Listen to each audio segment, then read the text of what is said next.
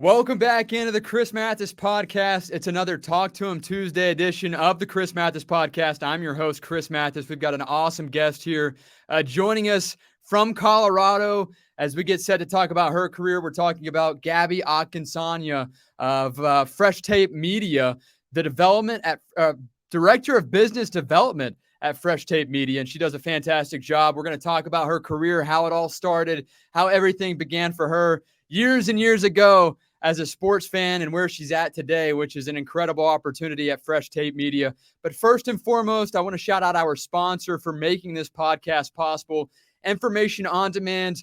They bring you Talk to Them Tuesday, whether you need criminal background checks, drug screenings, E-Verify, academic accreditations, or other drug screening services. They've got you covered. Whether you need any of those things taken care of, it doesn't matter if you live in Florida, if you're in Colorado like Gabby, or even in North Georgia, Western North Carolina like Bill Carrier is, they've got you covered. My friends at Information on Demand will take care of you. You'll be able to rest easy knowing a highly trained search team will get you the information you need in just 8 hours or less. That's Information on Demand, fast, accurate, and affordable pre-employment background screening services. Give them a call today, 855-914-4636, or visit informationondemand.net. And before I bring on my guest, Gabby, here's a quick image my friend Corey Crouch created for us today. And we'll have another image as well as a thumbnail. But here we go. Talk to Him Tuesday with Gabby Akinsanya of Fresh Tape Media. And with that, I bring on my guest, Gabby. And Gabby, obviously, you're out there in Colorado. How's everything going out there in Colorado? A very busy time of year for you right now in the sports media market, especially in your field of work. Yeah, I mean, everything's great in Colorado. The leaves are already changing. It gets colder here way faster than it does back home where you and I are from. So we're already in the fall season. Leaves are changing. Cozy season is upon us. And sports are back, which is the greatest thing ever. In our line of work, we work in sports all the time. And the summertime is like the very few months where we don't really have many sports other than baseball. So basketball's back. Preseason starts today. Hockey preseason's been back in full swing. So we're pumped. We love being busy. So happy it's all back. Yeah, absolutely. Again, Gabby, you're out there in Denver, Colorado. Some people might wonder how I was able to get in touch with you. Obviously, the sports media market in general and the industry has a lot of connections. I probably could have reached out that way, but I know your dad, Bill Carrier, who goes to Young Harris College basketball games there in North Georgia, a diehard Mountain Lion fan, and I've got to know him over the past couple of years, as well as my brother, who now has that role as the PA announcer there for Young Harris College basketball. But Gabby, I want to talk about kind of your background before we get into your role at Fresh Tape Media. You're a graduate of Georgia College and State University in Milledgeville, Georgia. You graduated back in 2014. Talk about how that all came about, what made you choose going to school there at Georgia College and State University, and what kind of landed you where you're at today. Okay, so there's this beautiful thing in Georgia called the Hope Scholarship. So it benefits students that are living in state as long as they have a good GPA and good SAT scores, and it helps pay for in-state tuition. And so I always knew that I wanted to stay in Georgia, but from the womb, I was a Georgia Bulldogs fan. So I was like, I'm going to UGA. I'm a Bulldog for life. That's what I'm doing with my life. Nobody can tell me anything different. And I remember talking to my dad, who you mentioned earlier, who went to Young Harris College just like you did back, I don't even know what years. I have no idea. I don't want to age him. So, I think he just turned 26, 27. yeah. Oh my gosh, at heart, at minimum, for sure. But he always has talked about his time at Young Harris and how close he is with all of his best friends. And he was always like, you can always be a Georgia fan, but it's better to be a big fish in a small pond than a small fish in a big pond. And you can make a big impact, at a smaller school. So he encouraged me to apply to GCSU. So I did. I threw my options out there. And I had a friend from school that was a year older than me. And she went there to GCSU the year before I did. And she was like, you have to go to the school. Like, there's something special about this town. And the people and the opportunities, like, you're just going to love it. And we still go to the Georgia games every weekend. So you're not missing that big football element while you're there. So I did it. I got in, and I didn't even visit the school. I just sent in my acceptance letter and showed up on the first day of orientation, already committed. And that's where I ended up. And I ended up loving it. It was one of the best years of my life, and the opportunities and the things I've learned and the people that I met. I mean, friends for life for sure. That's awesome. And Gabby, before we get into all the intricate details of your current role at Fresh Tape Media and really delve into the details of what is it that you guys do there, I follow you guys on social media at Fresh Tape Media, and you guys, no bias, put up some great content. I enjoy it. I'm by no means a Colorado Rockies fan, a Denver Nuggets fan, a Colorado Avalanche fan by any means, but I do enjoy what you guys do there, and it's fun. I think it's great what you guys were able to do. Looks like you guys have a great team as well. Before we really delve into those details of what Fresh Tape Media is all about, how would you describe Fresh Tape Media and what you guys do to the audience that have no clue what you guys do? Yeah, so Fresh Tape Media is a creative production company. We're based in Denver, Colorado, but we work all over the United States. We Oh, work with wow. all of the major sports leagues, tons of teams. We also work, I think about 80% of our clients are sports, but we also work with clients like Twitter and Microsoft, and Puma, lots of clients that are also not sports related, but they all have a sports tie. So basically, anytime you want to see content from a sports team on social media, or if you go to a game and you see the really cool visuals on the big screen, that is usually a company like ours. And we dabble in all sorts of media, whether it's video, photo, graphics, motion graphics, animation, and set fabrication. So really anything that's digital related, our team can do. And we're kind of known for our ideas. My boss, the founder of our company, Jared Kleinstein, is an idea wizard. He comes up with the craziest ideas, but sometimes the craziest ideas are the best ones. So we might come up with 100 crazy ideas and 10 of them are really good ones. But that's the fun part of our lives, is being able to brainstorm and imagine and then actually bring that idea to fruition, and seeing it play out is really, really cool. Yeah, that's awesome. One call, that's off. Fresh Tape Media. Go follow them on all social media accounts right now. Of course, follow Gabby as well on Instagram. You guys can see her Instagram handle down below right there on that banner. Now, you referenced earlier, diehard Georgia Bulldog fan. You grew up watching sports as a kid with your dad, Bill, that I've referenced earlier in the show. And you said that some of your earliest memories started off with you and your dad watching Georgia Bulldog football games, Atlanta Falcon football games, and he would take a napkin and draw out all the different positions. Talk about those moments, those memories for you, and talk about how they kind of implemented and landed a seed within your brain to get into sports and obviously become a diehard sports fan, and more importantly, get to work in such an awesome industry like you do. Yeah, I mean, it's crazy when you think back on how did I even get involved in sports in the first place? Because I never was an athletic sports girl. Like, I was a cheerleader, I was gymnastics, but the actual sports, I just can't do. For some reason, I'm not born with that coordinated bone in my body. So, but every weekend I would hang out with my dad and we would turn on football games, or any sport really that was on. We were big football, basketball, baseball fans. And he would just sit there and I would kind of watch it and I'd be like, okay, well, if I'm going to be here watching these games with my dad, I need to understand what's going on. So I would have him sit down. I can very specifically remember him ripping out a napkin one day and drawing the football formations and being like, okay, this is a tight end. This is what the tight end's job is on the field. This is a running back, and going through all of those. And I would start asking questions and being like, okay, what's a first down mean? Like, what does that mean? Or what's an audible? And he would just kind of explain it to me. And that was just kind of our way of bonding. And then we would go to games. And there was our first game we ever went to, I think I was probably in middle school. Mm-hmm. And I, of course, wanted to see the cheerleaders because I was one. And I was like, yeah, that's what I'm here for, is to see the girls, like I want to be one of them one day. So dad at halftime brought me down to the hedges and where the cheerleaders were. And we wanted to see Uga and see what the dog looked like in real life. And he started talking to this man, and I wish I could remember his name, but he was, I think, the athletic director at the time. And the guy was just like, oh, like talking to my dad. And my dad was like, yeah, this is my daughter's first football game. Like, this is the coolest experience, that we're just down here showing off all the different elements of the game. And the guy was so generous and was like, hey, do you want to just come behind the field goal so you can watch the game from down here? Because our seats were way up top, you know? Yeah, up in the nosebleeds. And of course we were like, heck yeah, we want to do that. That would be the coolest experience ever. And it really was. It was like the most magical moment ever. And it was David Green and David Pollock's last game of their careers at UGA. And I remember them walking off the field and they were throwing their wristbands and their gloves into the stands.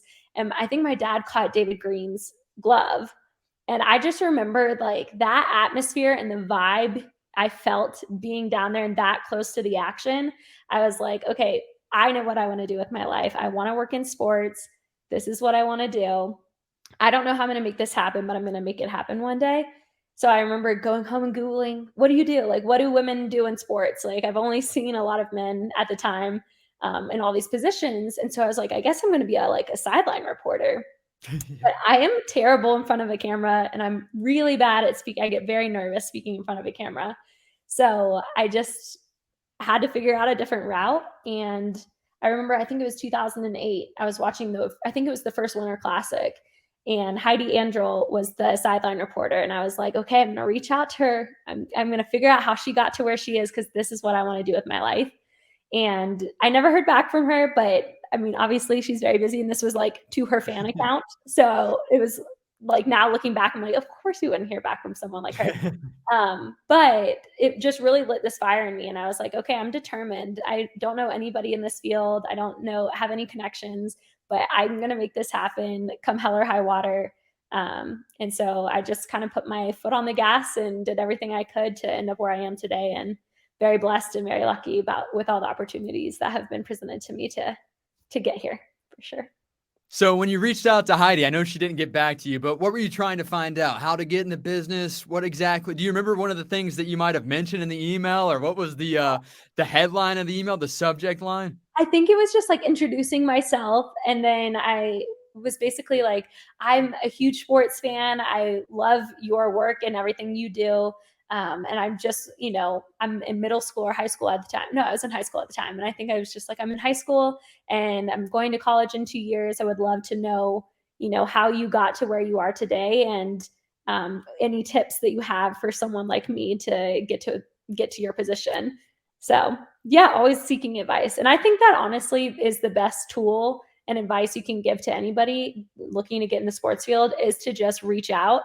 You might not hear back from a lot of people, but that networking piece, especially if you don't know anybody, people are actually really generous in giving you their time and wanting to help you out and lending you a hand. So offering like to go to coffee with people, just interviewing them, asking them questions. I mean, it's opened so many doors for me that were never there before. Yeah, absolutely. And before you were in the sports industry field as well, it's all about kind of how you approach that email, reaching out for advice. If it's all, hey, I see all the success that you have, I see all this or all that, you're not getting a reply back. But if it's in terms of you trying to learn, hey, how do you handle this or what steps do I need to take? It seems to me, at least from my experience and obviously your experience too, that that's the best way to get a hold of somebody in this business. Yeah, and especially calling out like people can cut through BS sometimes, so it's truly you can read through an email, and if you actually are a fan of a brand or a fan of someone's content, calling out what you like about it, saying, hey, like Colorado Avalanche, I really like this piece of content that you guys put out. I'm curious like how you guys built that set, or can I ask you a few questions about your process? People are really open to helping people they can tell that are actually invested in the content. And any little connection that you can find, you can stalk that person on LinkedIn and say, hey, I saw that you are interested in the same group that I am, or that you're a fan of this team like I am. Like that's how I got some of my first jobs was I did an internship with the Philadelphia Flyers. And that was just, throwing spaghetti at the wall, hoping something stuck. I reached out to every NHL team in the league, except for one team that I don't like just because I'm an avid fan and I just couldn't do it. And two teams reached back out and were like, yeah, we'll bring you on for an internship. And then when I moved to Colorado, I didn't know anybody. And I reached out to all the teams in Colorado and I was like, hey, would love to just help out wherever I can. And this one man, Wayne Brandt, ended up seeing my resume and is a Philly Flyers fan. And he was like, I don't know anything about you, but I'm a huge Flyers fan. So I've got to meet you and help you out wherever I can. So it really is finding those small connections and people's interest and just having good open conversations with people, and eventually it all works out. Again, I'm joined by Gabby Akinsanya of the Fresh Tape Media crew, the Director of Business Development. Gabby, we talked about your college earlier. What exactly did you study in college, and did it correlate to what you're doing today? Yeah, so I studied mass communications. So my direct line of study was public relations and broadcasting. And then I did a minor in French and rhetoric. So random little things here and there. But most of my time at GCSU was joining clubs. I spent so much time. I wrote for the newspaper on the sports column. I did a radio show about sports. I was a field reporter for all the sports games. Anything that I could get my hands on that was sports related, I knew that that's what I needed to join so that I could get that experience and somehow build up my resume so that when I was ready to go out into a real field, that I could have some sort of proof that I've worked in sports and I have sports knowledge. So that's what I studied in my time at GCSU. Yeah, that's an incredible story there. And I want to talk a little bit more about your first internship role you said with the Philadelphia Flyers. Was that almost directly after you graduated from GCSU? It was actually during GCSU. So I had doubled down on credits during college, and so I could have graduated a semester early. But at GCSU, they require you to have an internship. At least in my field, they required you to have an internship before you graduated. So a lot of kids did that during the summertime. But I actually did a full semester long internship with the Flyers during hockey season because hockey's not in the summer, and I knew I wanted to work in hockey, so I had to make that work. So I actually did that my first semester of my senior year. Talk about how surreal that was for you to be able to actually be there. Obviously, you had some great opportunity at GCSU, but to actually be with a professional hockey club, the Philadelphia Flyers, and actually get to help out and have your hands on deck in that regard regarding that team and that franchise.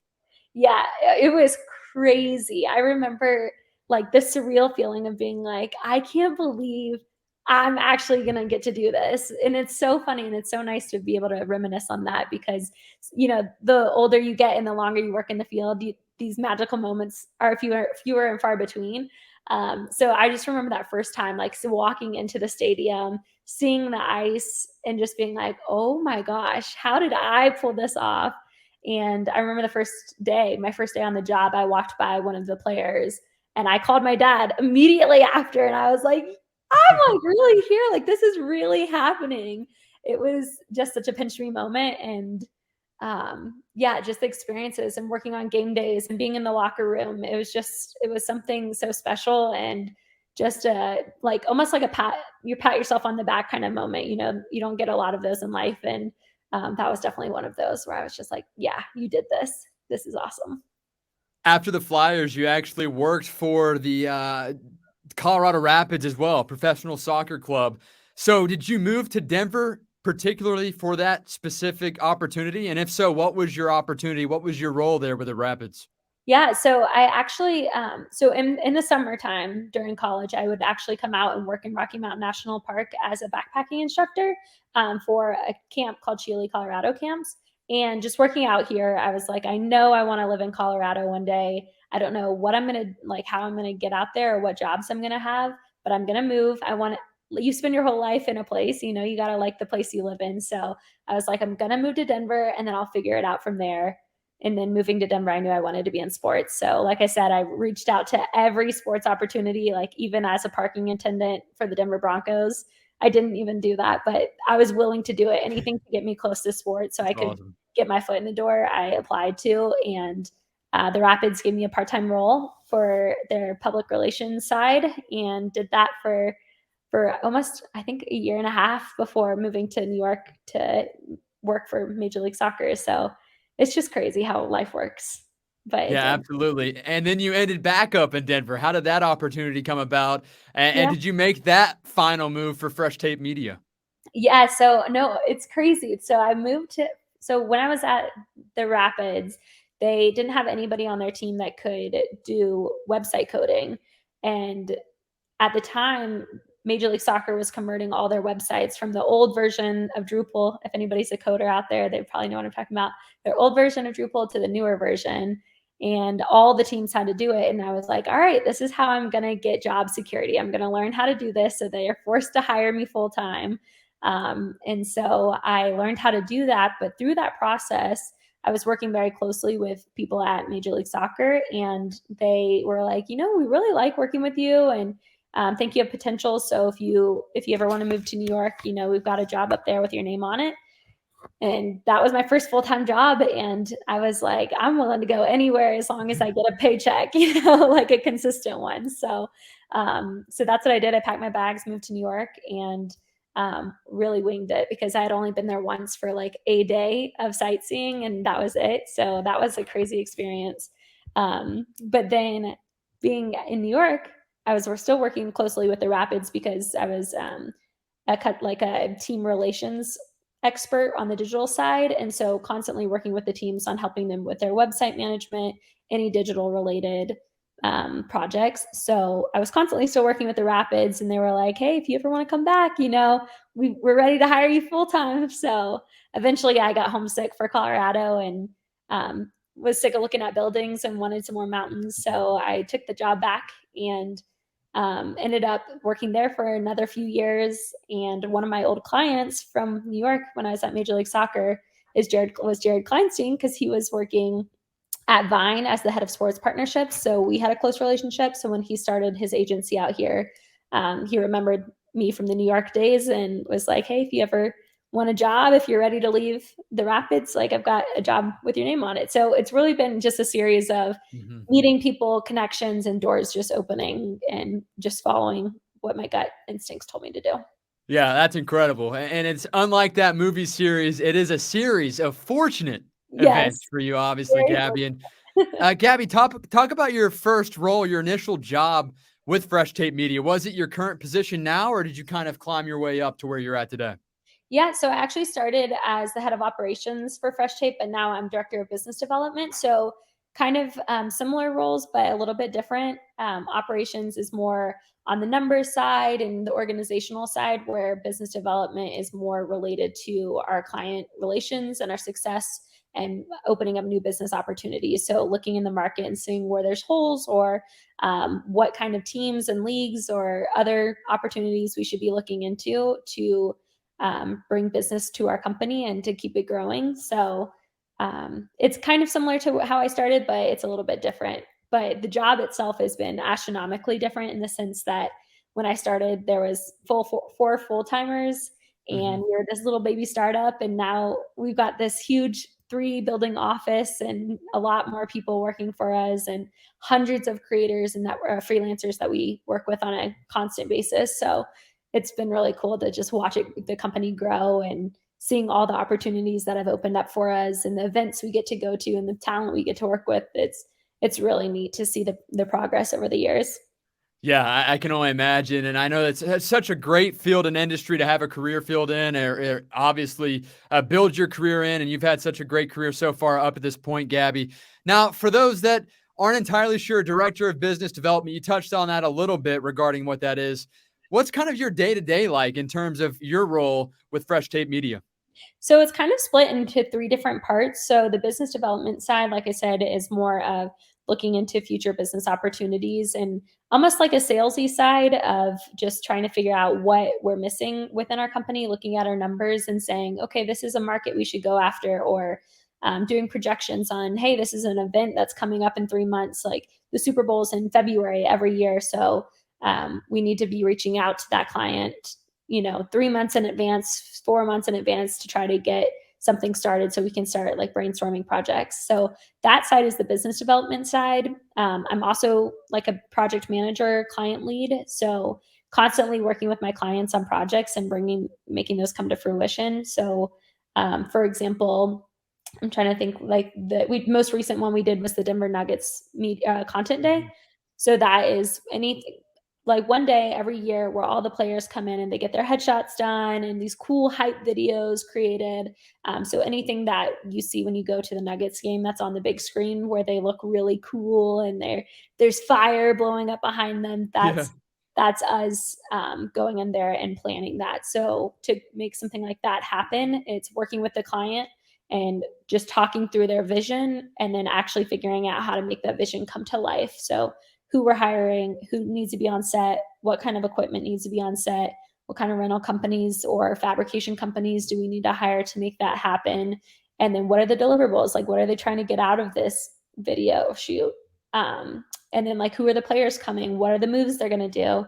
And then when we're actually on set, I usually take on the role of directing. So working with the talent, telling them what to do, how to pose, if we need more or less energy from them, all that good stuff, making them dance, looking ridiculous sometimes, but trying to get them to do whatever we need to get the shot. So that's that part of the day. And then the third is just our overall, just like trying to manage the company. So almost like an HR aspect of just making sure our employees have everything they need. If there's anything like HR related that we need done or operational, then I usually handle that as well. That's awesome. That's really impressive. Now, correct me if I'm wrong here. I might have the guy wrong in this situation, but Bill showed me a video at a Young Harris College basketball game last year, and I think you were trying to show Patrick Mahomes and several other Pro Bowlers where to throw. Is that correct? Was it the Pro Bowl? Yes. Yeah. So that was actually earlier this year. And that was the Pro Bowl so for example, NFL hires us to create some sort of carnival like game. And so we go back into our company, brainstorm, what are carnival like games that are football related? And we thought of I don't know what it's called, but it's, where you take a sledgehammer and you hit it on a pad to see how strong you are. Oh, yeah. Okay. So that's where that initial idea came from. And then we were like, okay, we could get footballer players to spike the ball and see how strong their spike is. So then went to a fabrication company to help build it and design the code to create this machine.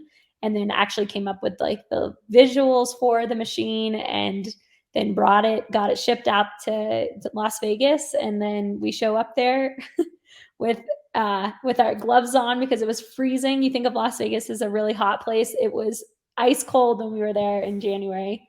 And we just work with all the players and trying to get them to come over, during their big media scrums. So, hey, Patrick, do you mind coming over and testing to see how strong your spike is? So that's what we did. He was one of the coolest players I've ever gotten to meet, like definitely one of the higher statures for sure, and just super polite. And it was just such a cool event. So they would slam the ball, see how strong they could spike.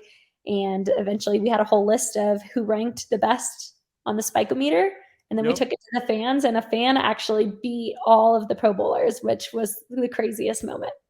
Wow, that's awesome. Okay, so out of all the Pro Bowlers, who is the strongest based on the spike?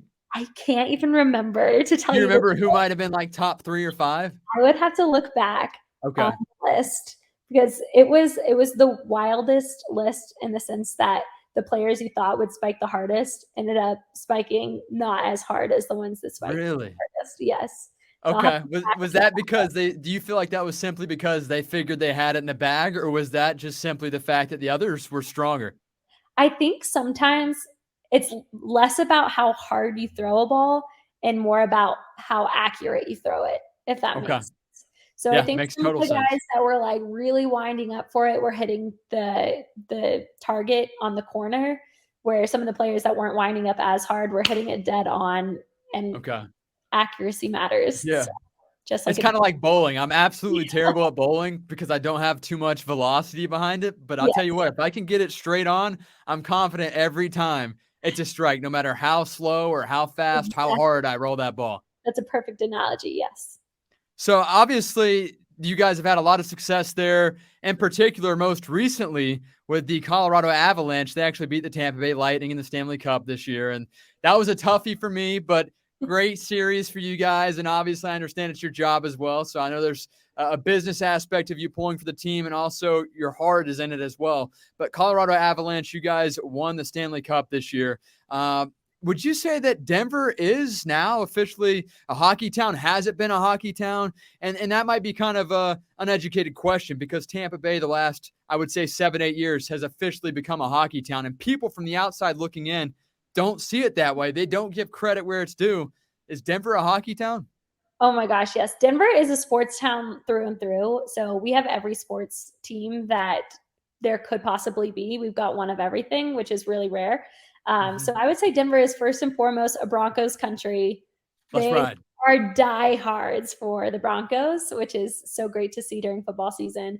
But Denver is definitely a hockey town and has been forever, especially since at least the 80s. But like the train is full steam ahead now for hockey. We got to go to the games, but then also got to go to the celebratory parade, and the streets were lined wall to wall, and it was just really cool to see the fans show out. But I think just as being in a cold weather environment, hockey is definitely always has been and always will be a very loved sport here. Yeah, absolutely. I would imagine so. I think it was something I was curious about because, as I said, people don't really think Tampa is a hockey town whatsoever, and Well, it's Florida, understandable. yeah. So, but if you come to a game and you see the sellouts, then you might be like, okay, they're for real. They're diehards. But Gabby, following you on your social, you do a lot of traveling, whether it's for business or for pleasure as well. Out of all the cities that you've traveled to, what's your favorite city that you've not lived in? I know Denver's up there. I'm sure New York is up there too, but what's your favorite city that you've traveled to and haven't lived in? Sorry, my dog's little nose is poking up. My favorite city to visit is, this is going to be so lame, but my favorite city that we work in is LA, or New York. It's just the energy and the vibe of the cities where it just seems like anything's possible. Some of our biggest events happen in those towns. It just, it's either like the city vibe or the beach vibe, and they're both just amazing places. And I would live in either of those again. Atlanta is just a huge sports town and shows out. I mean, I'm biased because it's hometown, but the Atlanta is just always a really good time. But the city that's the sleeper city that I think is the Mhm. greatest city to visit is Minnesota. It is it is always like a great Minneapolis, Minnesota is always one of the greatest times to visit, and I have always made that like a flyover state, a sleepy city. It's not. It is beautiful in the summertime. Their hockey fans are crazy, and all of their sports fans are crazy. But it is just always a great time and a lot of really cute like little shops and places to visit when you're there traveling. So that's always a nice little surprise nugget to visit. As a kid, one of my, I guess you could call it bucket list destinations was to go to the Mall of America. Did you ever go to the Mall of America? No, but I've always wanted to go ever since, the Mary-Kate and Ashley Mall of America movie came out. But no, I've Yeah, never been. I absolutely. would love to do that. It's on my list too. Okay, so Minneapolis is that great even without having visited Mall of America. Yes, it is that great, Wow. especially in the summertime. I mean, it's beautiful. It's by the river, really green trees. It's a great town. Earlier, Gabby, you talked about the fact when you first wanted to get into the sports media field, that at the time, females really had a role as just a sideline reporter only. That was kind of the only role that it seemed to be to the naked eye was available at the time. And that's what you said really sparked your interest. You're like, well, I guess I got to go out and go be a sideline reporter. How would you say the progression has come along in this field and sports industry for women? It's amazing, honestly. I've definitely seen a concerted effort from all teams, all leagues to try and bring more opportunities to women in sports. And I would say it's looking really good. Like it's almost 50-50 every room I walk into these days, which is really cool to see. And it's such a nice community for us to all be able to bond over certain, shared experiences, but also to be taken seriously in a previously male dominated sports field. Mhm. But there's opportunities everywhere. I mean, there's women at every level within companies, from the interns to the C-level people. I mean, they're all over the place, and some really incredible people in this field that I admire and I look up to. And it's just really neat. And there's so many jobs. Like that's what I've always like kind of try to tell people is when you go to college, sometimes you only hear about the very few jobs. Like you can be a nurse or a teacher or a doctor, or you know, fireman or a policeman. Right. There's only so much.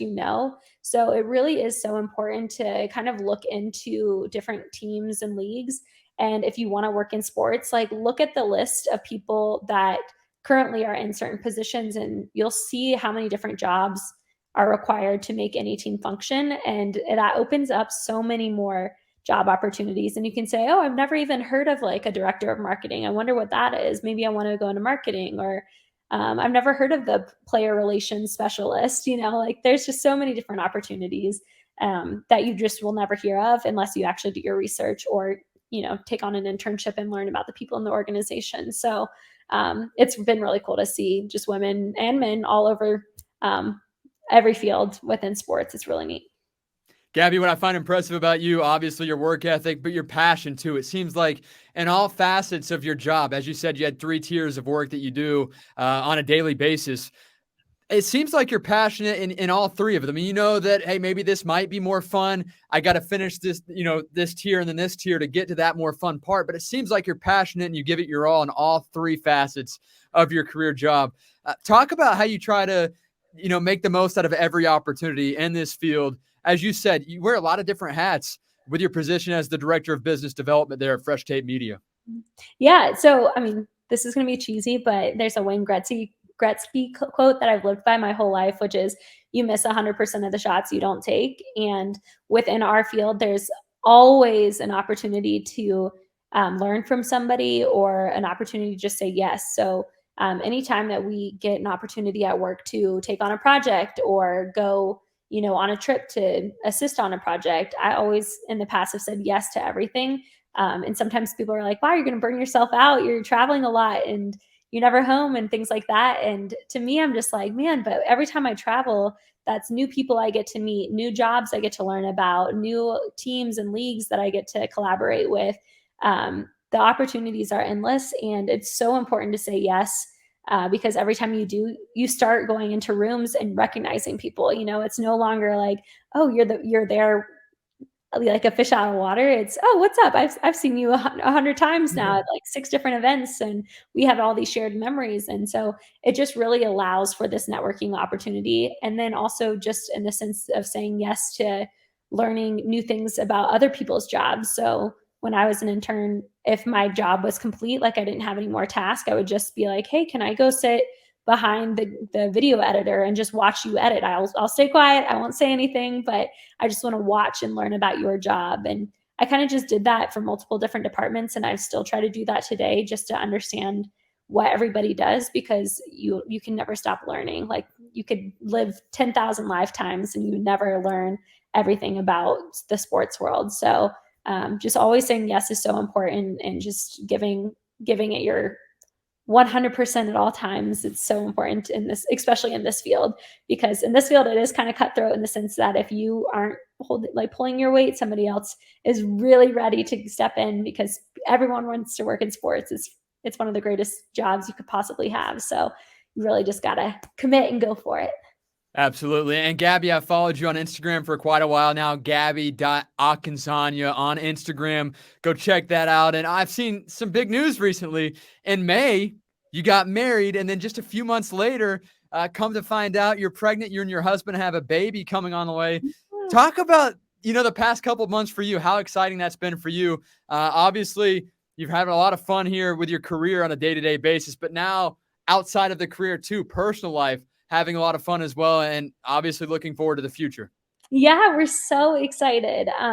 My husband and I have been together for 6 years, so this has been something we've dreamed of and prayed for our whole lives, was to get married one day, have a house and a dog and some kids. So it really is a dream come true to be able to do this life. And it's amazing to have a partner that is so understanding of our jobs. It is very demanding in the sense that we're traveling a lot. And so it's awesome to have a supportive spouse in that sense. And obviously things will slow down for me on the traveling side once we have a little one, but it's been great to get to the place I am in my career to be able to, say I've done all the things that I like, really bucket list items. I mean, there's still a few on the list that I will still be going for after we have kids, but it's been nice that I have said yes to everything, because I won't have as much FOMO as I would, if I hadn't done that. So I think we've done a really good job preparing our lives and, getting the things out of our system that we wanted to when it comes to jobs, that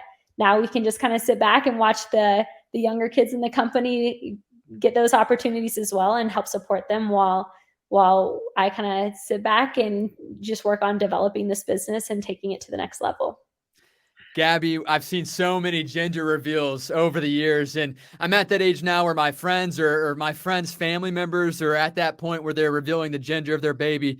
You had, I think, hands down the coolest one, and that might be biased because, again, I'm also in the sports media field too, and this industry is crazy. And to be able to do what you did or what you had done to reveal your gender of your baby is incredible. It's on Instagram. I'll make sure to tag that link down below for anybody watching right now that wants to check it out for themselves. But I want you to paint the picture and you to kind of describe that moment, that day in which who and how this all worked out, because you had a pretty awesome reveal there for the gender of your baby. Yeah, so Gabe Landeskog is the captain of the Colorado Avalanche. So he's been my favorite player since he got drafted many, many years ago. He's been with the team since he was drafted. So he's just, a true and diehard Colorado Avalanche guy. And we've had the lucky opportunity to work with him on, I think, about 8 different occasions. So at this point, he feels very familiar, very friendly to us. Always has been super respectful and fun to work with. And so we knew that we wanted to do something for the gender reveal, but wasn't really sure.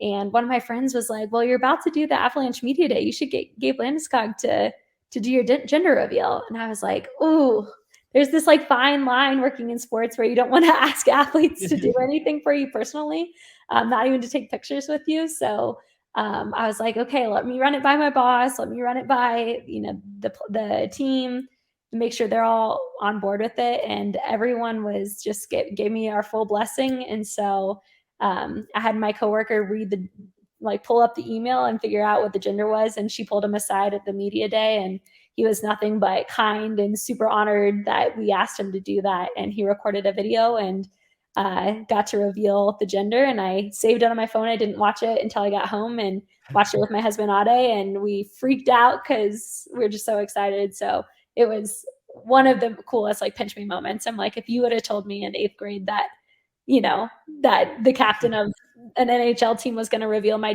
baby's gender one day, I would just tell you to walk away because I would think you're crazy. So very cool moment. Oh, yeah, for sure. Gave me chills, and I thought it was so cool that he was willing to do that. And it's even cooler knowing that was raw emotion from you two as you guys both viewed that video at the same time. Yeah.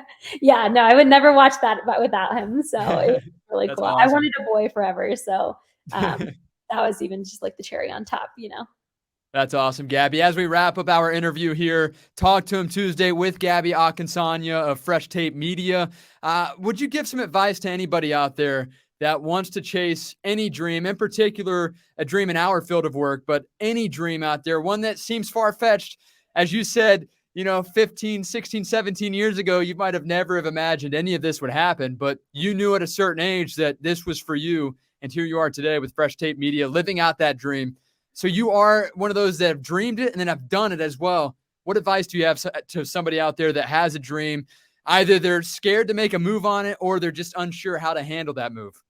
Yeah, I mean, your life is so short when you look at it, right? So we spend the majority of time at work. And I think if you have a dream that's work related, you should go for that dream because you spend so much time at work. Most of your life, you spend more time with your coworkers than you ever will with your family. So you have to love the field and job that you commit to. Money and things like that are great, but you can always make money in the field that you want to as long as you commit to it. So I think that just going for something that you're passionate about, no matter what it is, as long as you have passion behind it, you're going to enjoy your life. And that's all that matters. And to just reach out, you don't always have to have a connection to bring your dream to fruition. Nepotism's great, but that's not in the cards for all of us. So you can actually get in places just by having a genuine and authentic relationship with people. So having that genuine, authentic desire to reach out to someone that you are interested in learning about, and then learning about them, how they got to the place that they are in today, and then staying in touch and cheering them on and championing them throughout their career as well. It's not just a one hit, thanks for helping me get this job and never hearing from them again. It's making sure that you keep in touch with them, follow their careers, and just help them along the way when they need help too. Is the greatest way to build yourself up in this job and in life. It's just life's more fun with friends. When coworkers become friends and colleagues become friends, it's just all more fun when you just genuinely love the life that you live. So again, money can come and go, but wanting wanting to do what you do is the most important thing. Again, Gabby Akinsanya, the Director of Business Development at Fresh Tape Media, joining me here today. And I appreciate your time, Gabby. It's been a great time to finally get to meet you after hearing about you for years with your dad, Bill, and just such an awesome experience to be able to talk with you about your career, your journey. And I'm excited to see what happens next for you and your family moving forward. Thank you so much, Chris. It's been a pleasure. Awesome. Thank you, Gabby. We'll talk soon. Bye. Bye-bye.